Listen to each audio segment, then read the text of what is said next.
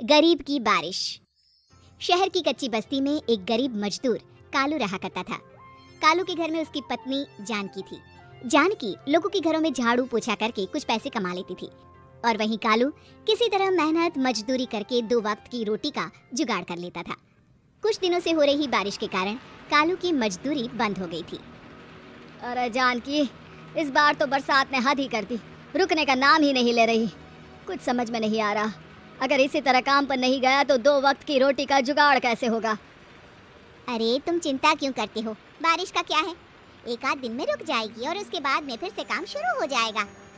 अरे 3 दिन तो हो गए, बरसात तो रुक ही नहीं रही है और आगे भी रुकने के कोई आसार नहीं दिख रहे। तो क्या हुआ, तुम्हारा काम बंद हुआ है ना। मैं तो अभी भी लोगों के घर झाड़ू पोछा करने जाती ही हूँ। मेरे पगार से कुछ दिन तो निकल ही जाएंगे। अरे घर का खर्चा तो हम किसी तरह चला लेंगे जानकी, लेकिन ये जो छत टपक रही है इसका क्या करेंगे। ये बात तो आपकी सही है। हमारी झोपड़ी अब काफी पुरानी हो चुकी है और इसके छप्पर में भी कई सारे छेद हो गए हैं। रात भर पानी टपकता रहता है। अरे मैं भी इसी बात से बहुत परेशान रहता हूँ, कहीं किसी दिन ज्यादा बारिश आ गई तो हमारी झोपड़ी टूटकर बिखर ना जाए। राम राम राम, ऐसी अशुभ बातें क्यों करते हो। अरे ऐसा कुछ नहीं होने वाला, ये झोपड़ी ही तो हमारा सब कुछ है। अगर यही नहीं रही तो हम जाएंगे कहाँ। ठीक है जानकी, जब तुम्हारी पगार मिल जाएगी तो कुछ पैसे बचाकर झोपड़ी के छप्पर की मरम्मत करवा लेंगे, शायद हमारी परेशानी कुछ कम हो जाए। ठीक है जी, अब ना ज्यादा परेशान मत हो। ये लो खाना खा लो और सो जाओ, सुबह मुझे भी जल्दी काम पर जाना है। जानकी और कालू अपनी झोपड़ी में सो गए। रात को अचानक से बहुत तेज बारिश शुरू हो गई। धीरे धीरे बारिश का पानी कालू की बस्ती में भरने लगा।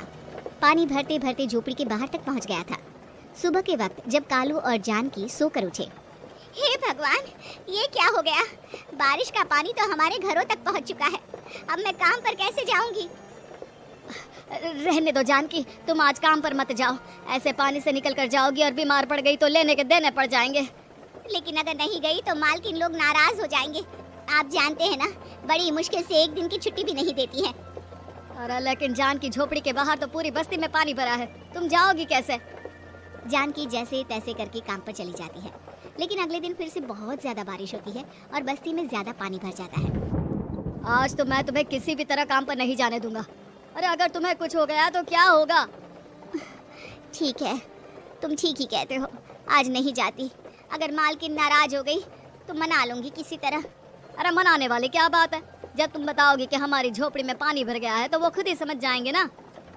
अगले 2 दिन तक तेज बारिश होने की वजह से जानकी, कालू और आसपास की बस्ती में रहने वाले सभी लोगों के घरों में पानी भर जाता है, जिसकी वजह से जानकी काम पर नहीं जा पाती। और 3 दिन के बाद जैसे ही जानकी काम पर पहुंचती है, कहाँ थी तुम? पिछले 3 दिनों से काम पर क्यों नहीं आई? मैम साहब क्या बताऊं, इतनी ज्यादा बारिश हो रही थी, हमारी पूरी बस्ती में पानी भर गया है और उससे भी ज्यादा तो मेरी झोपड़ी के अंदर पानी भर गया। आप ही बताइए कैसे आती मैं। इसका मतलब ये हुआ कि बारिश होगी तो तुम काम पर नहीं आओगी। ना ना, मेरे कहने का ये मतलब नहीं था मैम साहब। तुम जानती भी हो 3 दिन से कितनी परेशानी हो रही है मुझे, सारा काम मुझे खुद करना पड़ा। माफ कर दीजिए मालकिन जी, पर मैं क्या करती, आने के लिए रास्ता ही नहीं था, सब जगह पानी भरा हुआ था। बहाने तो तुझे बहुत बनाने आते हैं। जानकी देख, अगर अगली बार ऐसा किया ना तो फिर काम से हमेशा के लिए छुट्टी। अरे ना ना मालकिन, ऐसा मत कीजिए। बारिश की वजह से मेरे पति की मजदूरी भी छूट गई है। बड़ी मुश्किल से घर में 2 वक्त खाने की रोटी का जुगाड़ हो पाता है। आप मुझे काम से निकाल देंगे तो हम क्या खाएंगे। अगर इतनी ही चिंता है तो फिर रोजाना काम पर आया करो। चलो अब जल्दी से जाकर घर का सारा काम करो।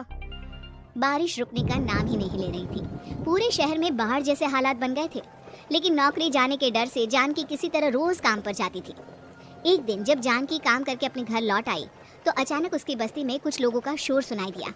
अरे लगता है बाहर कुछ हुआ है, मैं जाकर देखता हूँ। हाँ हाँ, पता तो कीजिए, ये बस्ती में लोग इतना शोर क्यों कर रहे हैं। बाहर जाकर कालू ने एक आदमी से पूछा, अरे क्या हुआ भाई, इतना शोर क्यों मचा रहा है। अरे क्या बताए भैया, अपनी बस्ती के बाहर एक पुल टूट गया है और वहाँ पर एक कार फंसी है। थोड़ी देर में अगर किसी ने नहीं बचाया ना तो वो कार पानी में बह जाएगी।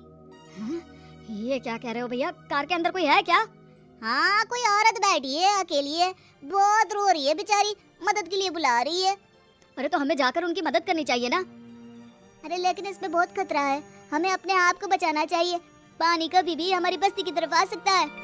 अरे तुम्हें नहीं चलना तो मत चलो, लेकिन मैं तो जाकर उस औरत की मदद जरूर करूंगा। कालू उस जगह पर पहुंचता है जहां वो औरत कार में फंसी हुई थी। वहां पर पानी का बहाव बहुत तेज था और सारा पानी कालू की बस्ती की तरफ ही आ रहा था। कालू ने एक बड़ी सी रस्सी को पेड़ से बांध दिया और दूसरे सिरे को कार की तरफ फेंक दिया और उस औरत को रस्सी के सहारे बाहर आने के लिए कहा। तभी वहां जानकी भी दौड़ती हुई आई। अरे ये तो मेरी मालकिन है जिनके यहाँ मैं काम करने जाती हूँ। और मैडम जी आप डरिएगा मत, आपको कुछ नहीं होगा। आपकी गाड़ी को भी मैंने रस्सी से बांध दिया है। थोड़ी देर में पानी का बहाव कम हो जाएगा, फिर हम आपकी कार को भी बाहर निकाल लेंगे। क्या तुम जानकी के पति हो? हाँ हाँ, जानकी मेरी ही पत्नी है, आपके यहाँ काम करती है ना। लेकिन मेम साहब आप यहाँ पानी में कैसे फंस गई? अब क्या बताऊं, मैं अपनी सहेलियों के साथ पिकनिक पर गई थी, वहीं से लौट रही थी। अचानक पानी का बहाव तेज हो गया और मेरी गाड़ी फंस गई। अरे कोई बात नहीं मालकिन, अब ना आप बिल्कुल सुरक्षित हैं। मैं तो बहुत बुरी तरह डर गई थी। कब से मदद के लिए चिल्ला रही थी, लेकिन कोई मेरी मदद के लिए नहीं आया। भला हो तुम्हारा पति का जिसने मेरी जान बचा ली। लेकिन जानकी, मैंने तुम्हारे साथ बहुत गलत व्यवहार किया। इतने खराब मौसम और बाढ़ में भी तुम्हें काम पर आने के लिए कहा, नौकरी से निकालने की धमकी भी दी, और तुमने मेरी जान बचाई। मुझे माफ कर दो। अरे कोई बात नहीं मालकिन, आपकी जान बचाना तो हमारा धर्म था।